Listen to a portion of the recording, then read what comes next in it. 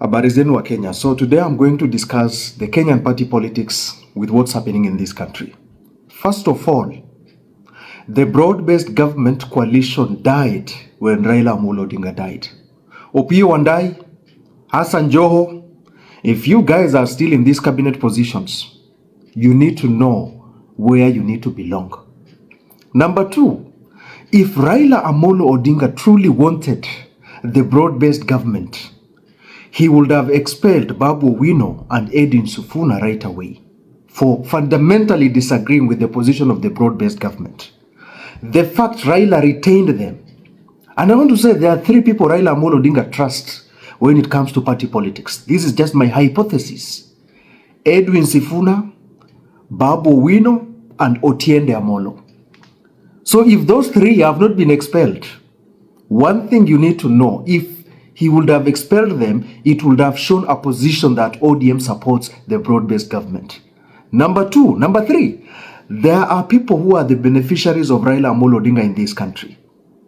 There are people who got elected by simply insulting, intimidating, and pushing all kinds of threats to him. They got elected.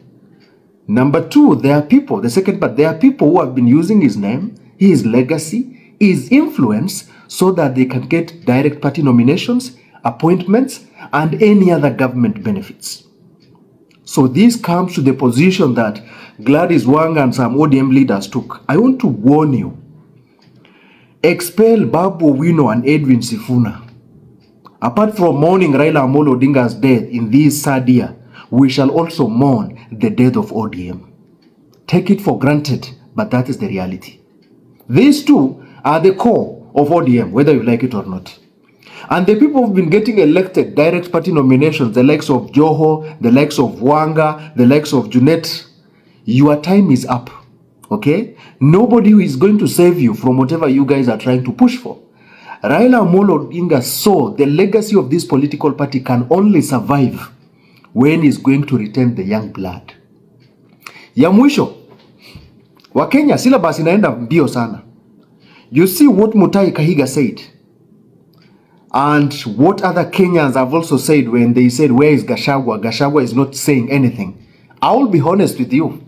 If Gachagua today, that morning day would have gone to Kisumu, it would have been chaotic. But Gachagua tried to stay silent. But they saw maybe Gachagua is too silent. They had to trigger some kind of beehive, the bee in the hive, so that they want him to speak. Raila Amolo Odinga forgave Daniel Toroitich arap Moi for torturing him for 6 years in Nyayo torture chamber. He forgave William Samoei Ruto and Uhuru Muigai Kenyatta for stealing votes from him. He forgave Mwai Kibaki. If Raila Amolo Odinga would have been alive, or if he would have been given the position to say something, he would even have had a tea or even welcoming Rigathi Gachagua to mourn him. Honestly speaking, this is not the position of Raila Odinga. We know the man, we know the legacy, we know the level of forgiveness and the compromise he had for this country.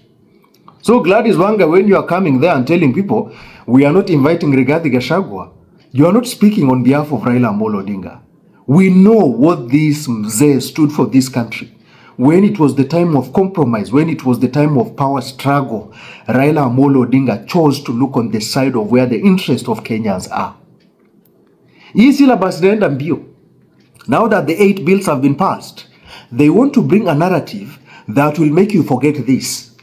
And that is why the very same Mutahi Kahiga, who is elected through UDA and purportedly supporting William Samoei Ruto, had to say, of which it is very disgusting. And this has nothing to do with the Kikuyu community. This has everything to do with the personality of the person. Hivyo ndo munafaa kujua wa Kenya.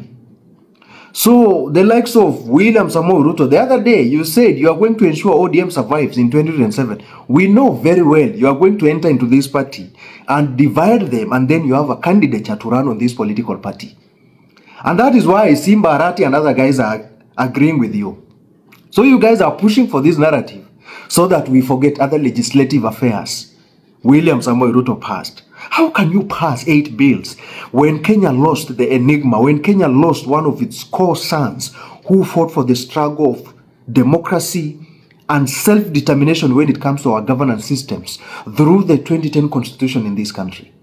That shows how non-remorseful William Ruto is. So Wakenya, the end game of this is they are trying to confuse you.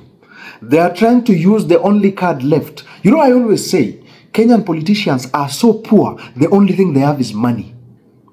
So they are now trying to use the same channel and means through tribal cards so that it will dictate the outcome of 2027. Wakenya, syllabus inakimbizwa mbio sana. If you are not catching up, you better do. This is the sad state of party politics in this country. Wakenya, mumakinike sana.